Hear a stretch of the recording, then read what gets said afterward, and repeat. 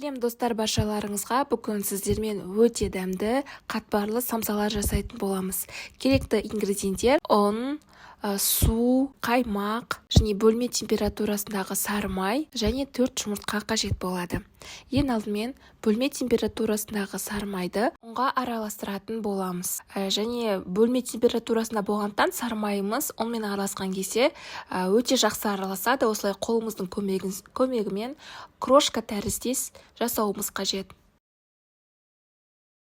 Енді бөлек ыдысқа 2 жұмыртқамызды жарып аламыз, ал 2 жұмыртқаның сары уызын ғана қосатын боламыз. Яғни ақ уыз бен сары уызын ажыратып алатын боламыз.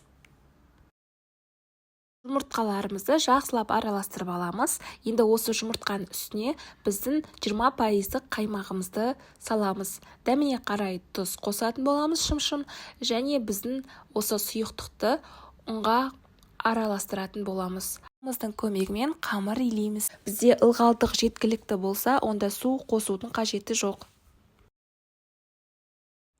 Біздің қамырымыз дайын, осындай қолға жабыспайды.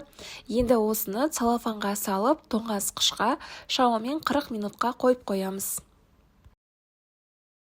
40 минуттай өтті. 40 минут өткеннен кейін біз осы қамырымызды 2-ге бөліп алатын боламыз, өйткені біреуінің өзі үлкен көлемде болады.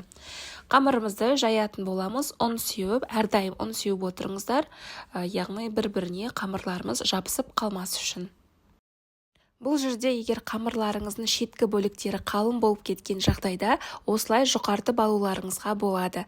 Қамырды қатты қалың немесе қатты жұқа қылып жаймаңыздар, орташа жайыңыздар.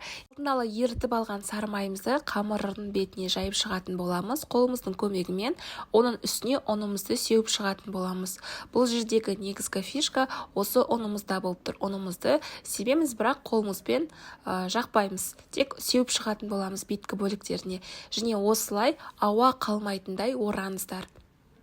Тығыздап орап алатын боламыз. Осындай рулеттік тәріздес, және тағы да осылай видеода көрсетілгендей ораңыздар. Енді осыны тоңазытқышқа кемінде 1 сағатқа қойып қойыңыздар. Ортасына салатын салмасын дайындайтын боламыз. Ол үшін тартылған ет қажет болады, 500 грамдай. Оның үстіне майдалап туралған пиязымызды қосатын боламыз. Пиязды шамамен 400 грамдай қоссаңыздар болады. Дәміне қарай тұз қосамыз, қара бұрыш қосамыз, және сұйық майды құятын боламыз.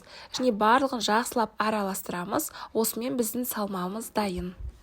1 сағаттай морозильникте тұрды. Бөлген кезде қараңыздар, арасында бір ауа кірмейтіндей осындай болу керек.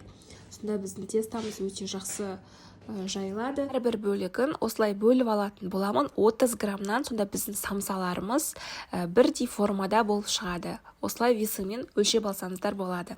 Енді домалақ формада жаятын боламыз. 1 ас қасық салмамызды салып, дәл осы видеода көрсетілгендей қолымыздың көмегімен қысып, одан кейін ішікке қарай қайыратын боламыз.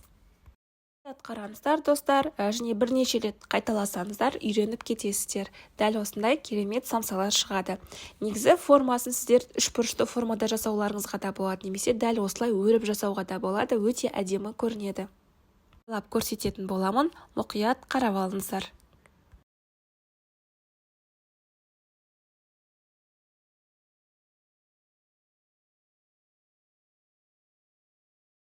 Дайын болған самсаларымыздың үстіне жұмыртқаның сарысын жағатын боламыз кисточканың көмегімен.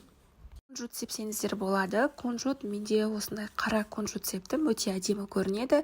Негізі сары түсінде себулеріңізге болады. Енді біз 190-200 градуста самсаларымызды 25 минуттай пісіреміз. Біздің самсалар дайын. Қайталап жасап көріңіздер, рецептпен жұмыс істеңіздер. Сіздермен болған арайлым.